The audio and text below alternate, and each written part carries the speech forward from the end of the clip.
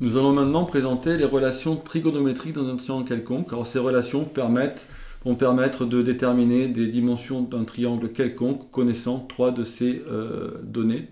Donc vous savez qu'un triangle est entièrement défini, les dimensions d'un triangle sont entièrement définies par trois de ces six propriétés. Donc soit un triangle a trois longueurs et trois angles. Ben, si je connais trois informations, je sais en déduire les autres. Alors, on va exprimer d'abord l'aire d'un triangle quelconque en fonction, cette fois, donc du sinus d'un des angles. On va utiliser le sinus d'un des angles. Alors, choisissons par exemple l'angle β ici. L'aire du triangle, on va montrer que c'est égal au produit des longueurs des côtés qui constituent cet angle, donc A fois C, fois le sinus de l'angle β, et le tout divisé par 2. On pourrait utiliser également les côtés A et B, qui forment l'angle gamma ici, et dire que l'aire du triangle, c'est A fois B fois sinus gamma divisé par 2. Ou alors, B fois C fois sinus alpha, le tout divisé par 2. D'accord? Donc ici, on va démontrer la première et la deuxième de ces formules. La troisième est un peu plus délicate à démontrer parce que la troisième fait intervenir un angle ici qui est plus grand que 90 degrés, qui est un angle obtus. Nous avons ici un triangle obtus-angle. Un de ces trois angles est un angle plus grand que 90 degrés. Alors évidemment, les deux autres sont forcément plus petits que 90 degrés, puisque la somme fait 180. Et dans ce cas-là, on a une petite difficulté pour la deuxième formule, mais je vais vous présenter ça à la fin de la vidéo, puisque en réalité, dans un triangle obtus-angle, eh bien, les hauteurs se coupent à l'extérieur du triangle, et en fait, vous avez la hauteur h qui est bien à l'intérieur du triangle, mais les deux autres hauteurs se situent à l'extérieur du triangle. Et donc les raisonnements sont légèrement différents. Mais cette formule est évidemment également valide, même si gamma est un angle obtus. Alors comment on démontre cette formule-là? C'est très simple. On se rappelle que l'aire d'un triangle, c'est base fois hauteur divisé par 2. Alors, dans ce cadre-là, on voit bien que la base fois la hauteur, ça va être l'aire du rectangle ici. Base fois hauteur, c'est l'aire du rectangle ici. Et l'aire du rectangle ici, c'est 2 fois l'aire du triangle, puisque je retrouve ici le triangle rectangle qui est là, et je retrouve là l'aire du triangle qui est ici. Donc la somme de ces deux triangles rectangles donne bien l'aire du triangle que je cherche. Donc voilà, il n'y a aucun souci. Donc en réalité, l'aire du triangle qui est là, c'est l'aire du rectangle divisé par 2. Et l'aire du rectangle, c'est C fois H. Donc c'est C fois H divisé par 2. Alors pour exprimer petit h en fonction des nombres trigonométriques, justement, c'est très très simple, puisqu'on a des triangles rectangles. Alors H ici, c'est le côté opposé à l'angle β. Donc on va pouvoir écrire que sinus β, donc dans le triangle rectangle BCH, si on appelle H donc le pied de la hauteur issue de grand C, sinus β, c'est la longueur du côté opposé, donc la longueur de la hauteur, divisé par petit a. Et donc ça me permet de trouver la longueur de la hauteur, qui est égale à A fois le sinus de l'angle β. C'est mieux de mettre les angles entre parenthèses, puisque sinus finalement c'est une fonction en réalité. Donc sinus de β, et β est dans une mesure d'angle orienté. Et vous voyez donc ici que on peut remplacer petit h par A fois sinus β. On a remplacé petit h par A fois sinus β, et donc on obtient la formule de l'aire ABC ici. Alors, on peut remarquer que cette hauteur petit h, on peut aussi l'exprimer à l'aide de sinus alpha ici, puisque sinus alpha, écrivons-le, on a aussi que sinus alpha dans le triangle ACH, c'est égal à h divisé par petit b. Donc on a aussi que petit h est égal à b fois sinus alpha. Et vous voyez que en remplaçant petit h ici par b fois sinus alpha, on obtient la troisième formule en réalité. On considère que petit c est toujours la base considérée, et b fois sinus alpha, c'est la hauteur. B fois sinus alpha me donne la longueur du côté opposé. De même, b fois cos alpha me donnerait la longueur AH ici du côté adjacent. B fois cos alpha, j'ai la longueur du côté adjacent. B fois sinus alpha, j'ai la longueur du côté opposé. Voilà, donc cette deuxième formule ici, on la démontrera à la fin du cours, à la fin de la vidéo. On a bien ici démontré les deux, la première et la troisième formule. Alors cette aire des triangles va nous permettre d'obtenir la règle des sinus.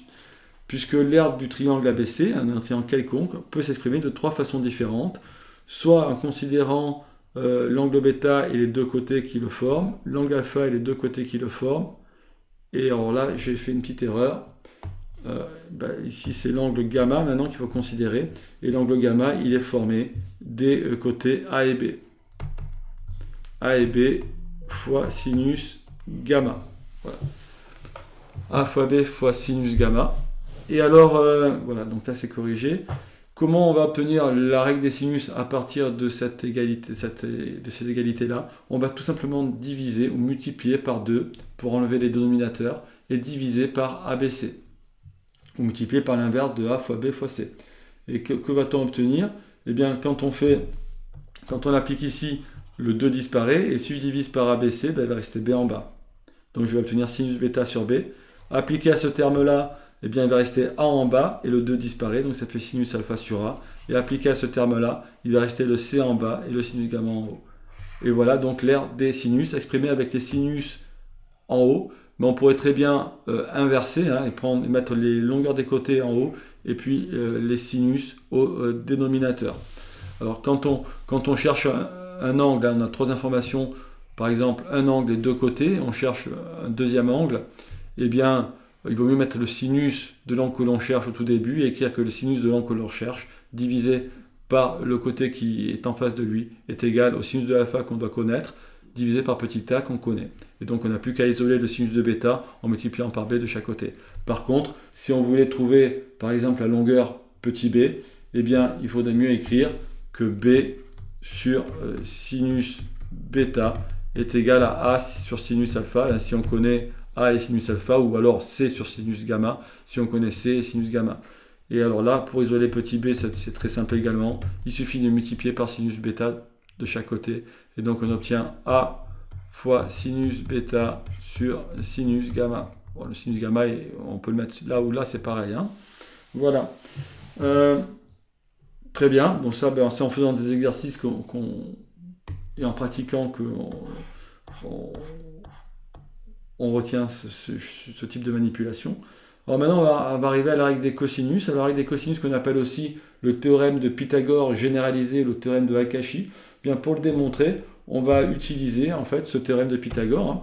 On va faire comme si dans un premier temps, là, si je veux calculer b carré, si je pars de b carré ici, je vais faire comme si dans un premier temps, bêta était un angle droit. Si bêta était un angle droit, mais mon b ici serait, le côté CA ici serait l'hypoténuse du triangle.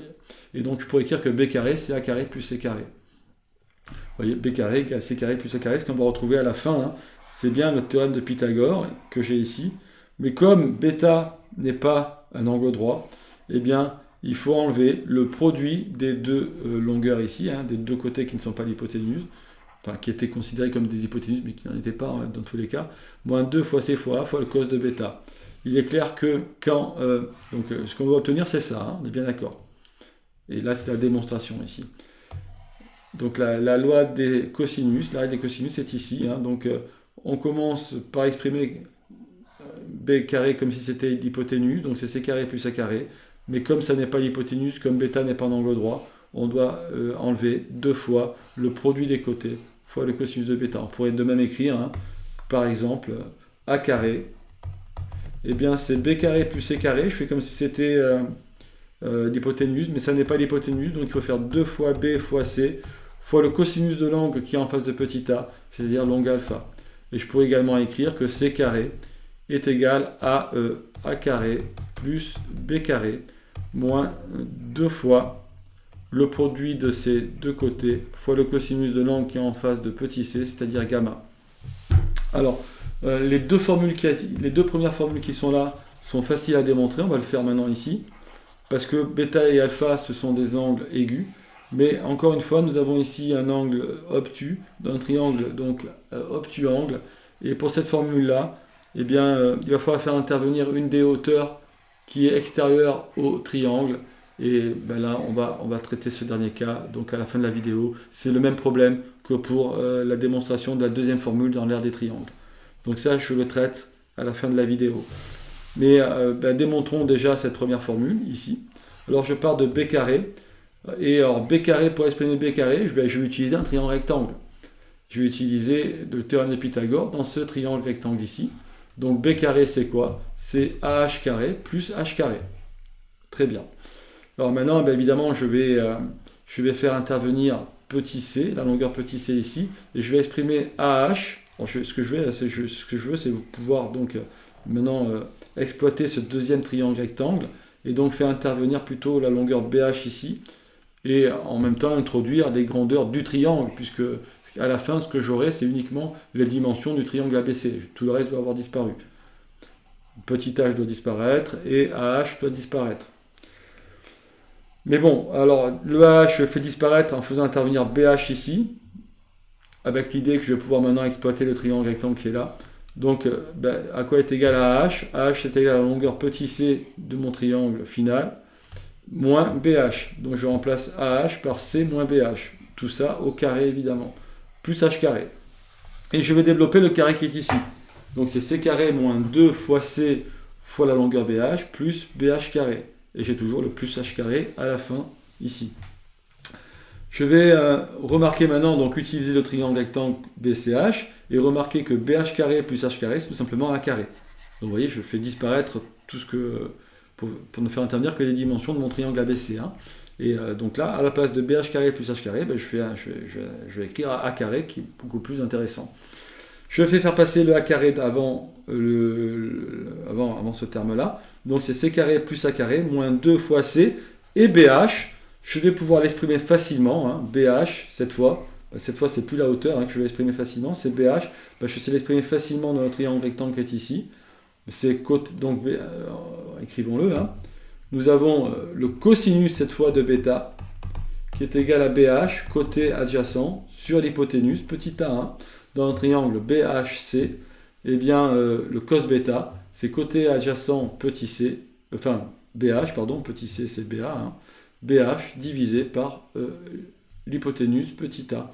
Et donc je vais pouvoir en déduire que BH, le BH qui est ici, c'est tout simplement A fois, donc écrivons-le ici, hein, le BH c'est A fois cos bêta, et donc je vais pouvoir remplacer BH ici par A fois cos bêta, donc moins 2 fois C fois A fois cos bêta.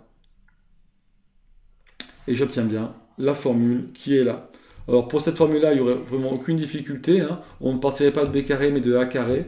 Et donc on aura des ports BH carré, puis on va l'exprimer en fonction de C moins AH carré, puis on raisonnera dans le triangle rectangle qui est ici pour obtenir la formule qui est là. Donc la deuxième formule ne pose pas du tout de difficulté. La troisième ici va en poser puisque elle va faire intervenir une hauteur extérieure au triangle. Et là je vous propose d'en parler dans maintenant. Donc, alors que se passe-t-il si la hauteur est extérieure au triangle? Donc, on va considérer maintenant une hauteur, la hauteur issue de grand A, qui est donc extérieure au triangle. De même, si je vais considérer la hauteur issue de grand C, ici, hein, de grand B, pardon, elle serait quelque part par là, d'accord? La hauteur issue de grand B serait quelque part par ici, hein, pour le triangle. Mon triangle est toujours ici. Hein. Voilà, le triangle que je considère, c'est ABC qui est là. Et donc la hauteur AH ici, qui est extérieure. Jusqu'à présent, j'utilisais la hauteur issue de grand C, qui était bien dans le triangle ABC. Maintenant, je suis obligé de considérer une hauteur AH qui est à l'extérieur du triangle. Alors, que se passe-t-il là-dessus? On va devoir, alors avant de démontrer les formules, je vais exprimer tout simplement, je vais répondre aux deux questions qui sont posées ici. Donc exprimer d'abord la hauteur petit h, donc la longueur petit h de la hauteur AH. Hein. Souvent on fait des raccourcis, alors c'est pas bien méchant, hein. La hauteur petit h, non, h c'est la longueur de la hauteur AH. Hein. Donc, mais voilà, on fait souvent le raccourci, c'est pas bien méchant, mais attention, c'est pas tout à fait exact. En fonction de la longueur petit b, du côté AC du triangle ABC, hein, et de l'angle gamma, donc qui est un des angles des trois angles du triangle ABC. Alors, exprimer la longueur, la longueur h ici en fonction de petit b, c'est pas très compliqué, puisqu'on a ici un triangle rectangle. Et alors, dans le triangle rectangle CHA, on a le sinus de gamma prime qui est égal à l'opposé petit h sur l'hypoténuse petit b, ce qu'on a écrit ici. Donc, sinus gamma prime, c'est opposé sur hypoténuse. Donc, longueur de l'opposé sur la longueur de l'hypoténuse. Mais moi, ce que je veux, c'est exprimer cette longueur petit h, non pas en fonction de gamma prime, mais en fonction de gamma. Donc, je veux trouver... je veux remplacer gamma prime par gamma ici. Alors, qu'est-ce que je sais? Je vois que gamma plus gamma prime, ça fait l'angle plat. Et donc, ces deux angles sont supplémentaires. Supplémentaires, ils ont le même sinus. Donc, si vous représentez rapidement un cercle trigonométrique, vous avez par exemple l'angle ici, voilà, l'angle ici qui est un angle plus grand que 90 degrés, et vous avez l'angle supplémentaire qui se situe juste en face. Et si vous faites la somme de cet angle-là plus celui-là, vous obtenez 180 degrés. Et deux angles supplémentaires, donc ils sont symétriques par rapport à l'axe des Y, ils ont le même sinus, puisque rappelez-vous par définition, le sinus c'est quoi? C'est le Y du point qui représente ces angles dans un cercle trigonométrique. Donc en réalité, on va pouvoir écrire que le sinus de gamma prime c'est sinus gamma, et remplacer ici tout simplement sinus gamma prime par sinus gamma. Et on obtient donc que petit h, qui est égal à b fois sinus gamma prime, est égal à b fois sinus gamma. Donc vous voyez, on va pouvoir exprimer la hauteur petit h ici par b fois sinus gamma, comme si finalement la hauteur était à l'intérieur du triangle, mais sauf qu'elle n'est pas à l'intérieur, elle est à l'extérieur ici. Et qu'on a ici gamma qui est un angle obtus. Alors pour le cosinus, pour la longueur CH ici, puisque pour le terme de Pythagore, c'est la longueur CH ici qu'il va falloir définir. Alors la longueur CH, ici, pareil, on utilise encore le triangle rectangle, toujours le même triangle rectangle, c'est vraiment très simple. Et alors, cette fois, on va pouvoir écrire que le cosinus de gamma prime est égal à CH divisé par B, tout simplement par la définition même du cosinus qu'on connaît déjà depuis quelque temps dans notre triangle rectangle. Cosinus gamma prime, c'est CH divisé par B. Et alors, on a toujours donc gamma et gamma prime qui sont des angles supplémentaires, et donc les cosinus sont opposés. Vous voyez, ici les cosinus sont opposés.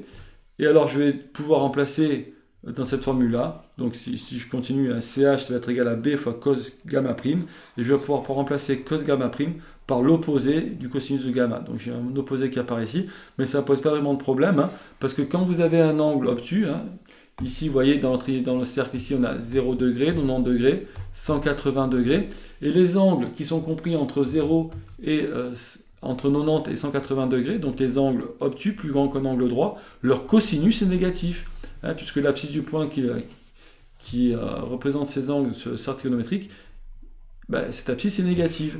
Donc c'est très important de bien noter ça, quand un angle gamma est compris entre 90 et 180 degrés, le cosinus est négatif. Ce qui fait qu'ici on a un cosinus, un nombre négatif, multiple l'opposé, ça donnera bien quelque chose de positif, fois la longueur ici qui est positive, j'obtiens bien une longueur CH ici qui est positive. Donc on a un moins ici, mais ça ne veut pas dire que la longueur CH ici est négative. Faites attention à ça, vous faites souvent les erreurs. Non, parce que B pourrait être négatif, bon c'est pas le cas ici puisque B c'est une longueur, mais le cos gamma par contre lui est négatif, et donc j'ai bien un nombre ici qui est négatif, j'en prends l'opposé, c'est positif, fois B qui est positif, j'obtiens bien une longueur qui est positive, et donc tout va bien. Voilà, et évidemment, pour démontrer le théorème de Pythagore généralisé en partant de C carré cette fois, eh bien il faudra utiliser cette hauteur. On pourra utiliser cette hauteur qui est ici par exemple, et vous en sortirez comme ça. Je ne le fais pas ici, ça pourrait être fait à titre d'exercice. Vous pouvez vous entraîner à le faire à titre d'exercice chez vous. Voilà, je vous remercie de votre attention.